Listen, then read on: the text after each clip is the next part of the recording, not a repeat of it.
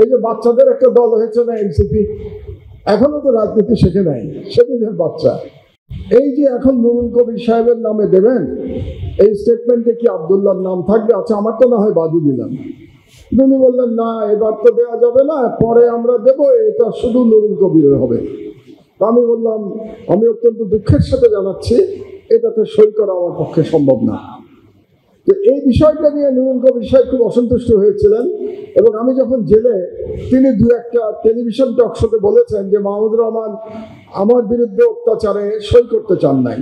উনি অর্ধসত্য বলেছিলেন, উনি পুরো কাহিনীটা বলেন না। আমি অবশ্যই সই করতাম যদি আব্দুল্লাহর নামটা ওখানে থাকতো। আব্দুল্লাহর নাম ছিল না, অন প্রিন্সিপাল আমি সই করি নাই। তো নুরুল কবির এখানে থাকলে আরো ভালো হতো, একজন এখানে আছে, আরেকজনের সামনেই আমি এই ঘটনাটা বলতে পারতাম। তো এটা বললাম এই কারণে যে সাংবাদিকতার সবচেয়ে বড় সমস্যা বাংলাদেশের এই এলিটিজম। যতদিন না আমরা সকল সম্পাদককে, সকল সাংবাদিককে এক নজরে দেখতে পাবো, ততদিন পর্যন্ত আমাদের মুক্তি নাই। আমার দেশের লড়াইটা কি ছিল? আমার দেশের লড়াইটা ছিল গণতন্ত্রের পক্ষে, আমার দেশের লড়াই ছিল মানবাধিকারের পক্ষে, আমার দেশের লড়াই ছিল ভারতীয় হেজেমনির বিরুদ্ধে লড়াই ছিল।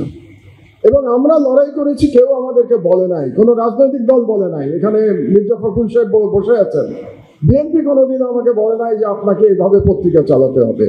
জামাত কোনোদিন বলে নাই এভাবে আপনাকে পত্রিকা চালাতে হবে। আমি নিজের তারানাথ থেকে পত্রিকা চালিয়েছি, এবং তাতে করে লাভবান হয়েছিল কিন্তু বিরোধী দল, বিএনপি, জামাত, তারা লাভবান হয়েছিল। আমার মনে আছে ম্যাডাম বেগম খালেদা জিয়া, আমাদের দেশনেত্রী, তিনি প্রতিটি জনসভায় আমার দেশ নিয়ে যেতেন, আপনাদের নিশ্চয়ই মনে আছে। এবং প্রতিটি জনসভায়, আমি বলছি 2008 থেকে 2013 পর্যন্ত, তিনি উঁচু করে আমার দেশ দেখাতেন যে আজকে আমার দেশের নিউজ কি আছে।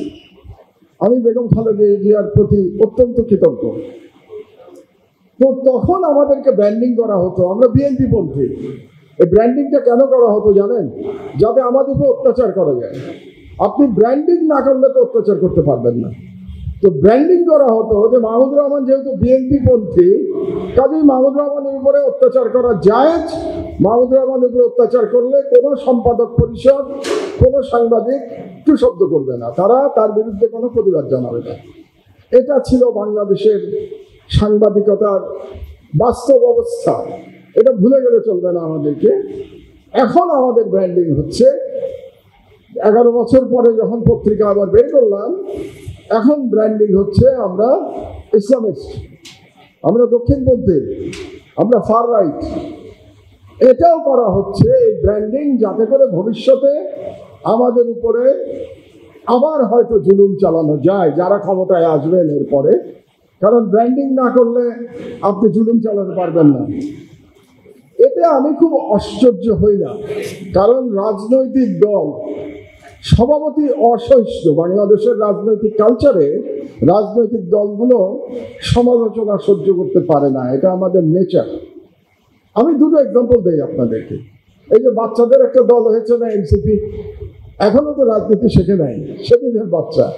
তো আমরা ওই দল নিয়ে একটা নিউজ করেছিলাম, আমার দুই সহকর্মী এখানে বসে আছেন, আবদাল এবং জাহেদ। তাদের অন্তর্কন্দল নিয়ে, মানে এনসিপির অন্তর্কন্দল নিয়ে নিউজ করেছিলাম। সেখানে তাদের সমর্থক এবং তাদের নেতারা ফেসবুকে আমার বিরুদ্ধে ক্যাম্পেইন চালিয়েছে। হেডিং হচ্ছে মুসলিম যখন জালিম।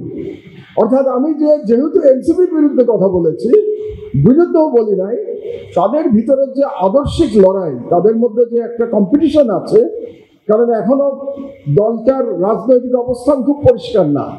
কাজেই এই লড়াইটা নিয়ে আমরা নিউজ করেছিলাম এবং তাদের কমেন্ট নিয়ে আমরা নিউজ করেছিলাম। কিন্তু নিউজ করার জন্য আমি এখন হয়ে গেছি মজলুম জালিম হয়ে গেছি। বিএনপিতে আসেন, কিছুদিন আগে বিএনপির এক নেতা, ইয়াং নেতা ইশাক সাহেবের এখানে খুব আন্দোলন চলছিল। তো আমাদের আন্দোলনের যে নিউজ, এটা বিএনপির পছন্দ হয় নাই, ইশাক সাহেবের পছন্দ হয় নাই। তিনি তার ফেসবুকে কমেন্টে লিখেছেন যে আমার দেশ একটা গার্বেজ, এবং আমার দেশ চালু না হলেই ভালো ছিল, এবং আমার দেশ এটা মুড়ি মুড়কির ঠোঙা হিসাবে ব্যবহার হবে, এটার কোনো ভ্যালু নাই।